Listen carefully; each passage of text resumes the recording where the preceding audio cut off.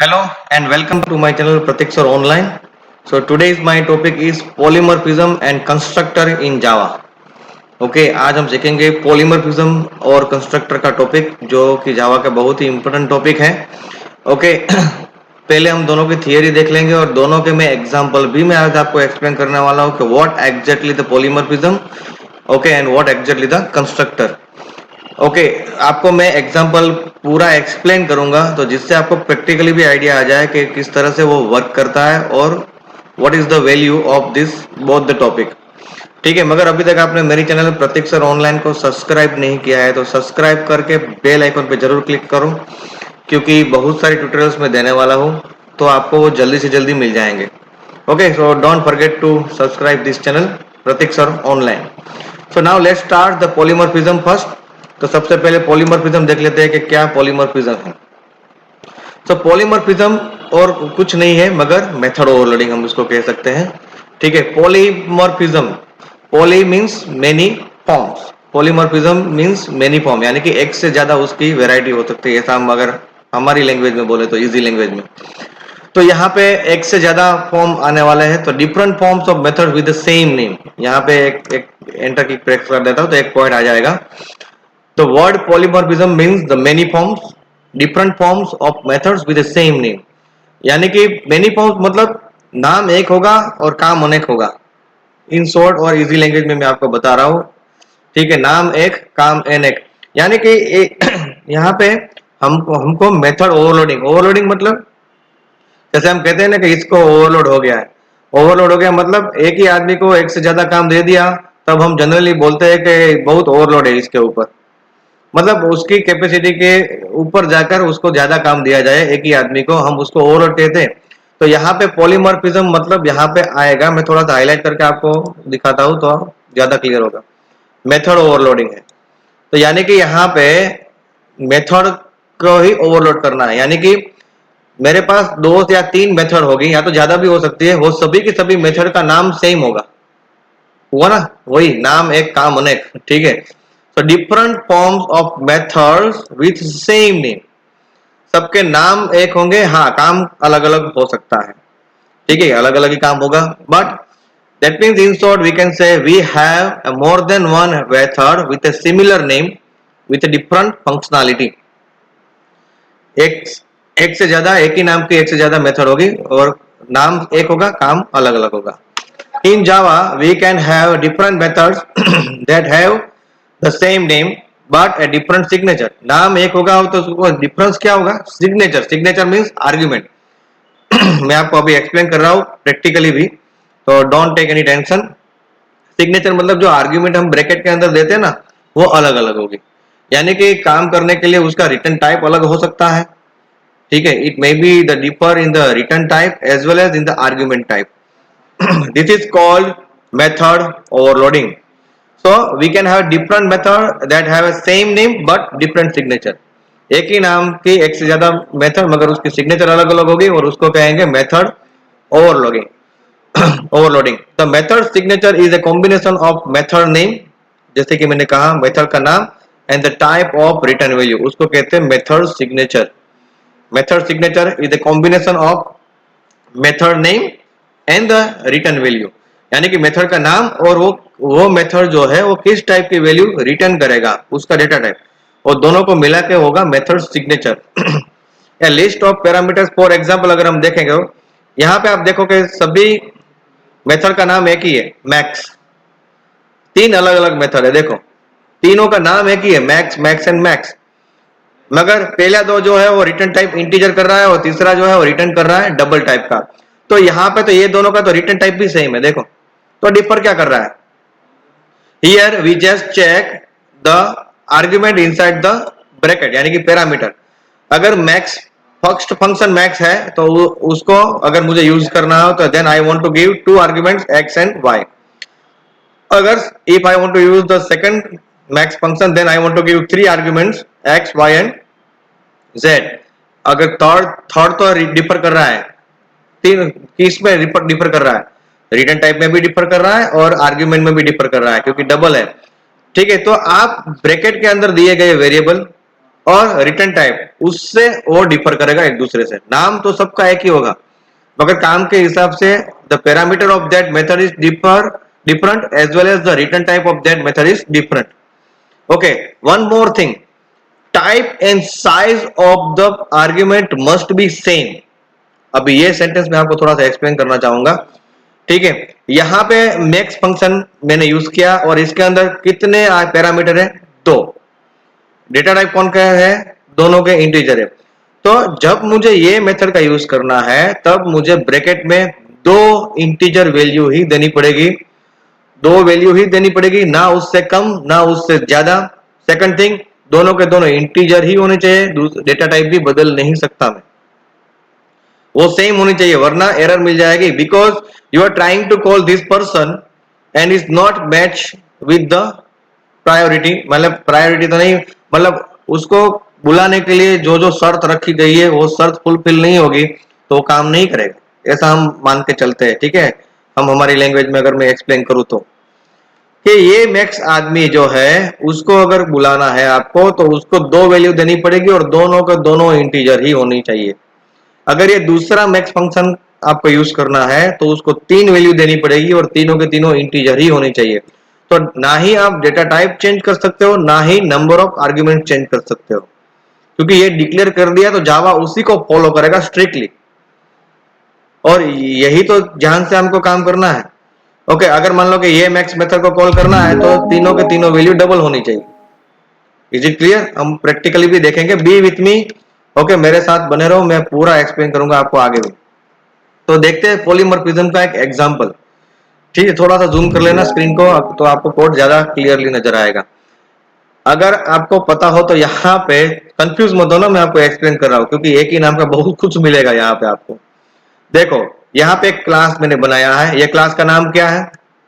Print line. What is the name of this class? Print line है, इसमें P और L capital है। और मैंने आपको पहले भी कहा था, मेरे पुराने पूछे गए ट्यूटोरियल आप देख लो, बहुत सारे ट्यूटोरियल्स जावा के हैं, अगर आपने चेक नहीं किया है तो प्रतीक सर ऑनलाइन चैनल पे है। That's why I always told you, you just subscribe the channel to get all my tutorials automatically. क्योंकि जावा ऐसी चीज है, अगर आपने मेन बेसिक के ट्यूटोरियल्स नहीं देखे तो एडवांस समझना थोड़ा मुश्किल हो जाएगा। तो मैंने आपको पहले भी कहा था कि Java always follow one rule for giving a name of class, नाम देने के लिए वो रूल्स फॉलो करता है। ठीक है, तो क्या है वो रूल? ठीक है, अभी क्लास के नाम का फर्स्ट कैरेक्टर कैपिटल होगा, तो यहाँ पे देखो पी कैपिटल है, वो फॉलो करता है। अगर बीच में वर्ड चेंज होता है तो दूसरे वर्ड का भी फर्स्ट कैरेक्टर कैपिटल करता है। तो ये ध्यान रख लो कि ये प्रिंट लाइन जो है वो कैपिटल क्लास का नाम है। अभी उसके अंदर आप देखो तो print line, print line, print line, यानी कि एक ही नाम की तीन मेथड है। ओवरलोड हो गया क्योंकि नाम है, काम अनेक दे दिया उसको। अभी पहले जो मेथड है उसमें कोई आर्गुमेंट दिया नहीं है, यानी कि ब्रैकेट में कुछ लिखना नहीं। अगर मुझे ये प्रिंट लाइन का यूज करना है तो ब्रैकेट में कुछ देने की जरूरत नहीं है। If I want to use this second print line then I want to give one integer number. अगर मुझे तीसरा प्रिंट लाइन देना है तो मुझे दो आर्ग्यूमेंट देनी पड़ेगी, एक कैरेक्टर वैल्यू देनी पड़ेगी और दूसरा इंटीजर वैल्यू देनी पड़ेगी। ठीक है, मेरे पास दूसरा एक क्लास है पॉलीडेमो, और जिसके अंदर मेन फंक्शन है। तो अगर आप ये फाइल बनाना चाहते हैं तो जावा की फाइल का नाम क्या होगा? पॉलीडेमो। क्योंकि एज पर रूल क्या है कि जिस क्लास के अंदर मेन फंक्शन होगा उस क्लास का जो नाम है वही नाम आपकी फाइल का रखना पड़ेगा, डॉट जावा करके। ठीक है, नाउ यू से हियर तो प्रिंट लाइन है, तीनों के तीनों स्टैटिक है। देखो, आपको मैंने लोकल वेरिएबल और इंस्टेंस वेरिएबल के बारे में बता दिया था।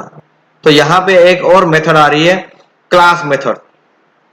Okay, the class method, what is the rule of the class method? Class method या तो क्लास वेरिएबल और ऐसे वेरिएबल है जिसके आगे स्टैटिक लिखा हुआ होता है। और what is the benefit of the class method और class variable? You can use that method directly without the usage of object.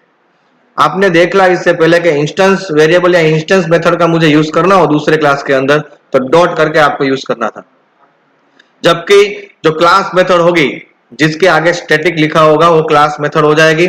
उसका यूज करना है तो मुझे बिना मतलब ऑब्जेक्ट की जरूरत ही नहीं है, डायरेक्ट मैं क्लास नेम डॉट करके उसको रिफर कर सकता हूं there is no need of object, कोई रिप्रेजेंटेटिव की जरूरत नहीं है, class can utilize that member directly. देखो तो यहाँ पे ये प्रिंट एलन तीनों के तीनों मेथड बनी हुई है प्रिंट लाइन में, ठीक है।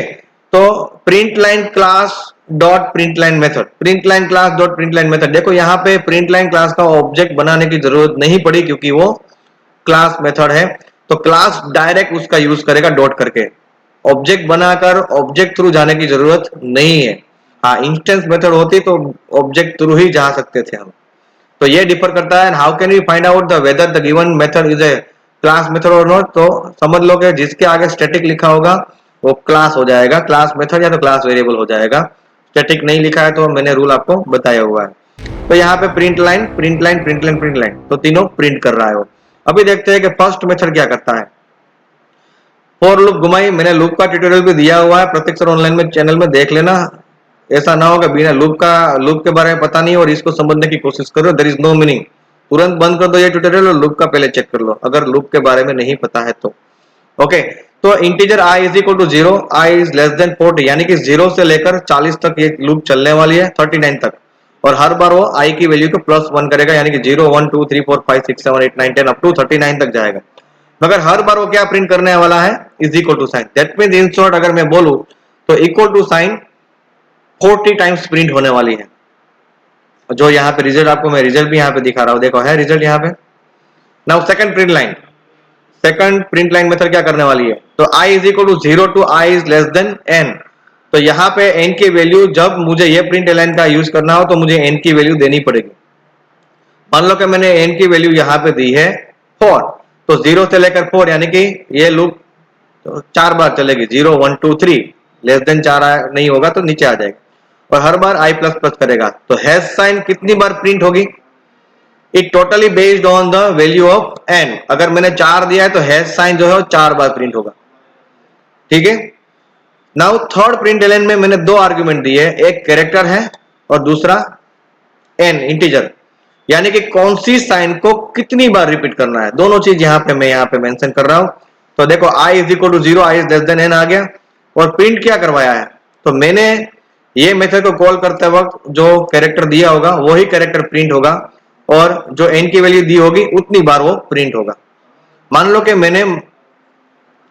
कि मैंने परसेंटेज की साइन यहाँ पे दी और n की वैल्यू दी 5, तो परसेंटेज की साइन यहाँ पे 5 बार रिपीट होगी। जबकि यहाँ पे क्या दिया गया, देखो मैं अभी आपको कॉल कर रहा हूँ, पहला आर्ग्यूमेंट अगर प्रिंट होगा प्रिंट लाइन डॉट प्रिंट एलन पहली मेथड, तो आर्ग्यूमेंट कुछ है ही नहीं, तो डिफॉल्ट सब कुछ दिया गया है कि इक्वल टू साइन जो है, यानी कि यहाँ पे कॉल किया तो यहाँ से डायरेक्ट कहा जाएगा, यहाँ आएगा क्योंकि इसको कॉल किया, ठीक है। तो 40 बार यानी कि 40 times it prints equal to sign. Now second print line method 30, यानी कि वो 30 वैल्यू कहां पे गई, n के पास गई, यानी कि n की वैल्यू 30 हो गई, और यहाँ पे सिंबल कौन सा प्रिंट करवाया, hash. Now we get hash sign 30 times. यहाँ पे आप वैल्यू बदल दो तो हैश साइन की 30 टाइम्स की जगह पे उसके हिसाब से आएगा। नाउ थर्ड मेथड प्लस और 20, तो यहाँ पे जाएगा, ठीक है। ये प्लस किसको मिला, ch को मिला, और 20 जो है वो किसको मिला, n को मिला। तो यहाँ पे n यानी कि लेस देन 20, और कौन से कैरेक्टर, प्लस, तो प्लस कैरेक्टर को वो 20 टाइम्स को प्रिंट करने वाला है, 20 टाइम्स प्रिंट करेगा। अंडरस्टैंड और नॉट। तो ये है मेथड ओवरलोडिंग। तो this overloading concept is called polymorphism.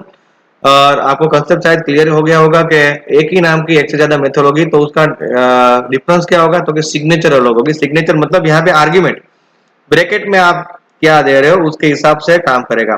कुछ नहीं दे रहे हो तो पहला आर्ग्यूमेंट अपने आप कॉल होगा, पहली मेथड।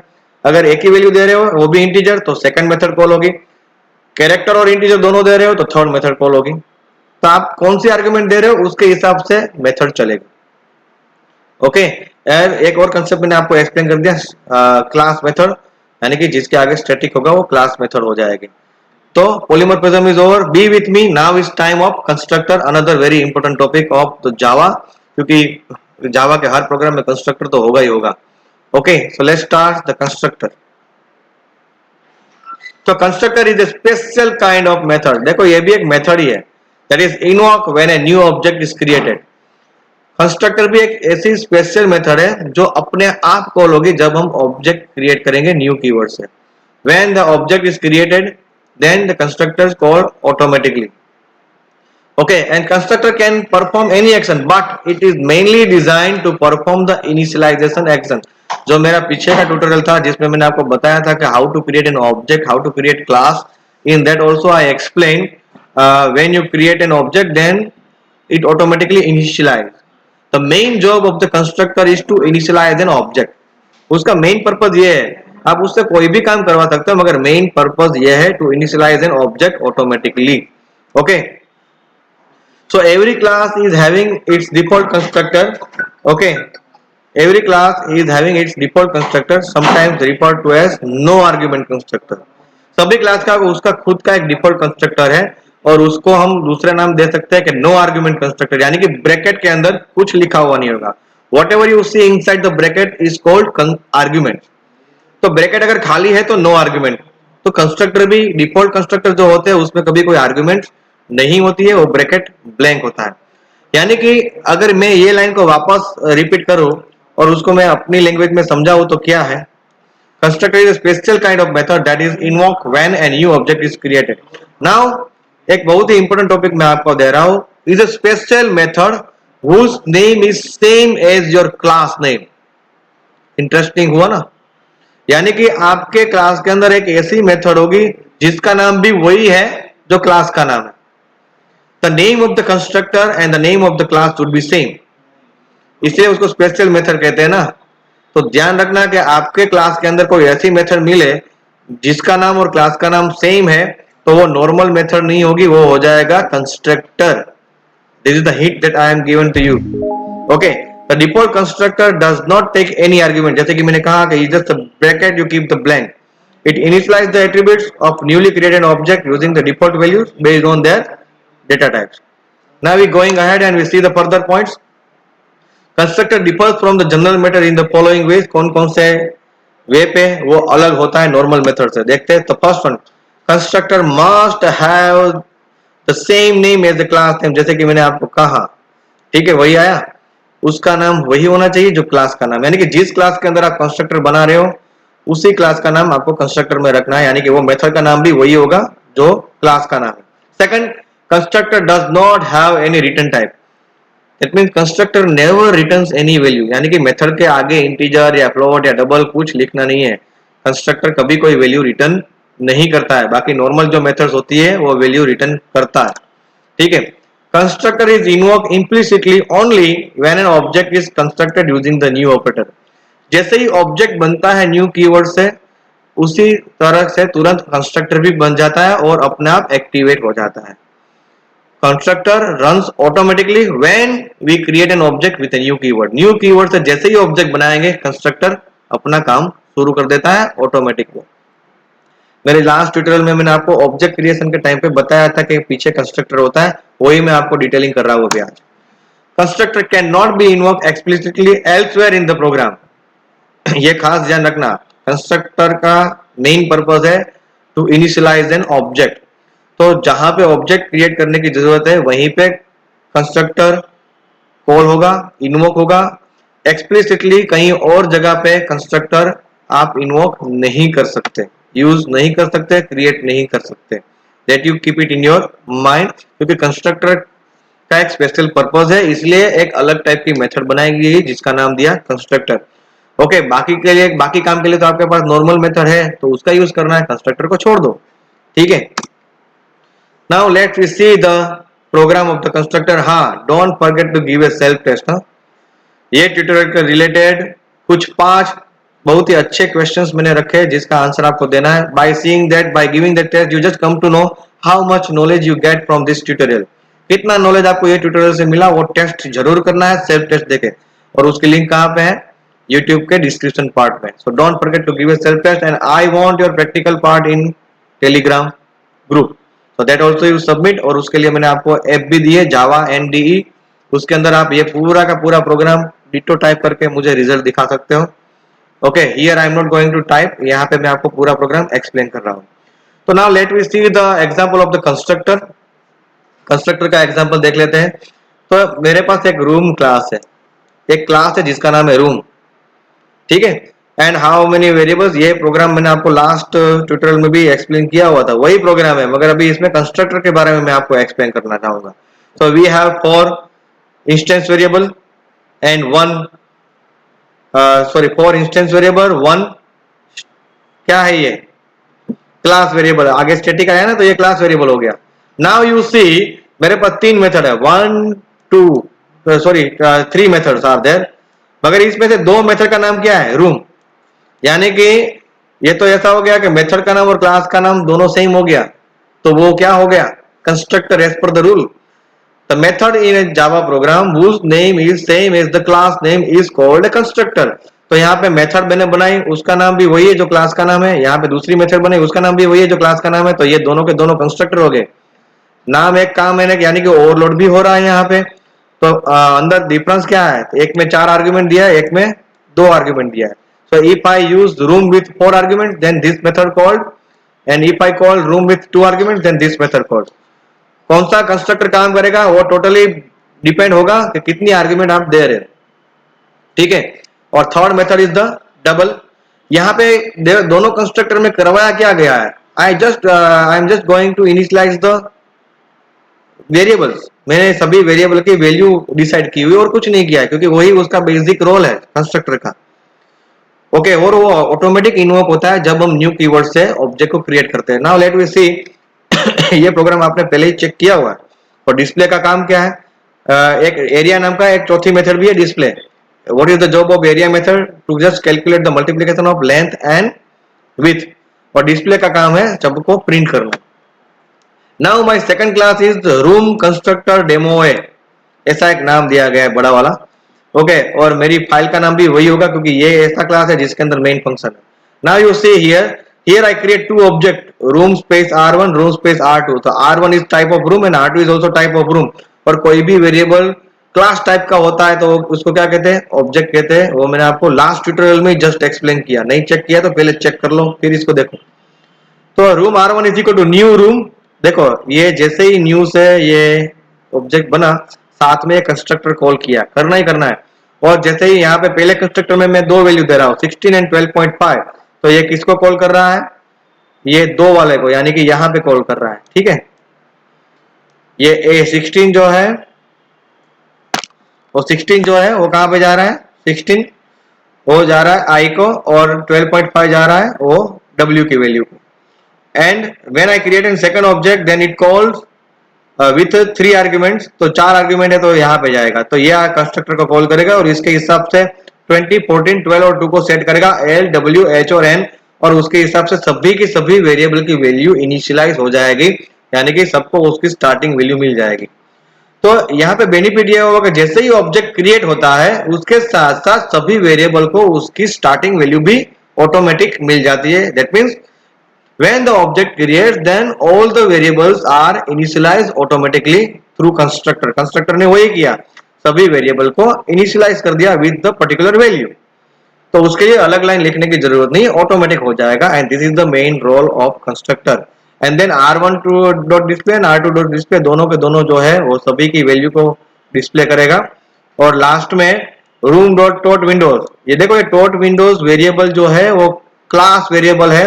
तो ये डॉट विंडोज को यूज करने के लिए मुझे कोई ऑब्जेक्ट की जरूरत नहीं है, डायरेक्ट क्लास के नाम से मैं डॉट करके इसको रिफर कर सकता हूँ. तो इसलिए मैंने यहाँ पे class name dot dot windows लिखा है, ना कि r1 dot dot windows. Class variable और क्लास मेथड को यूज करने के लिए ऑब्जेक्ट का यूज नहीं होगा, डायरेक्टली क्लास उसको यूज करेगा डॉट से. क्लियर हो गया. So here I explain everything. Okay now one more concept is the related to constructor, so that we see here. Okay, in absence of user defined constructor in a class, object are constructed using the default no argument constructor. अगर मैंने मेरा कोई constructor नहीं बनाया है तो by default, ऐसा जरूरी नहीं कि मेरे क्लास में कंस्ट्रक्टर होए. अगर मैंने कंस्ट्रक्टर यूज नहीं किया है, मैंने कुछ जैसे कि इसमें बनाया था रूम करके और उसके अंदर आर्ग्यूमेंट दी थी, अगर मैंने कुछ नहीं किया है तो कौन सा कंस्ट्रक्टर चलता है, डिफॉल्ट नो आर्ग्यूमेंट कंस्ट्रक्टर चलता है. And it initialize the attributes using the default value, यानी कि 0 0 0. अगर इंटीजर है तो डिफॉल्ट वैल्यू उसके अंदर 0 चली जाएगी. इफ अगर हमने कंस्ट्रक्टर नहीं बनाया है तो जावा अपना खुद का डिफॉल्ट कंस्ट्रक्टर चला देगा जिसका नाम है नो आर्ग्यूमेंट कंस्ट्रक्टर, और अगर वो चला तो सभी वेरिएबल को, सभी आर्ग्यूमेंट को डिफॉल्ट वैल्यू मिल जाएगी, यानी कि 0 वगैरह। ठीक है। In the presence of user defined constructor in a class, the default constructor is no more available. ठीक है। अगर यूजर डिफाइंड कंस्ट्रक्टर है, अगर मैंने कोई कंस्ट्रक्टर बनाया है मेरे प्रोग्राम में, तो डिफॉल्ट कंस्ट्रक्टर का कोई मीनिंग नहीं है। There is no meaning of default constructor, और उसकी जरूरत भी नहीं है, क्योंकि जब मैं कंस्ट्रक्टर को कॉल करूंगा तो मेरा वाला ही चलेगा, डिफॉल्ट की कोई वैल्यू नहीं रहेगी। And attempt to create an object using the constructor without argument, compiler returns an error. अगर मैं यूजर डिफाइन में कोई ऐसा कंस्ट्रक्टर बना रहा हूं जिसमें कोई आर्ग्यूमेंट नहीं रखी है, तो एरर आ जाएगी, क्योंकि वो तो किसका है, कोई आर्ग्यूमेंट नहीं है, ऐसा कंस्ट्रक्टर किसका है, डिफॉल्ट कंस्ट्रक्टर का है, तो वो आपको बनाने की जरूरत नहीं है, तो जावा कंफ्यूज हो जाएगा, इसलिए वो एरर देगा। तो to solve this problem we need to provide a user defined no argument constructor as follow. तो डायरेक्ट ब्रैकेट करके फिर उसको ब्लॉक को खाली छोड़ दो तो चलेगा, वरना एरर आ जाएगी, बी केयरफुल। ठीक है, ये ब्लॉक लिखना ही लिखना है। तो एक कंसेप्ट मैं ये आपको एक्सप्लेन करना चाहता था। तो here I explain the polymorphism and constructor in detail. मैंने डिटेल में आपको एक्सप्लेन कर दिया कंसेप्ट क्या है, और दोनों के मैंने एक एक एग्जांपल भी आपको सिखा दिए। तो ध्यान से चेक कर लो, सेल्फ टेस्ट तो देनी है, and just you type your code in the mobile app and submit your practical work in the Telegram group. Okay, but don't forget to subscribe this channel. ये वीडियो को like जरूर करना है, YouTube में like करो, comment post कर दो what you think about this tutorial in a YouTube। Thank you and have a nice day.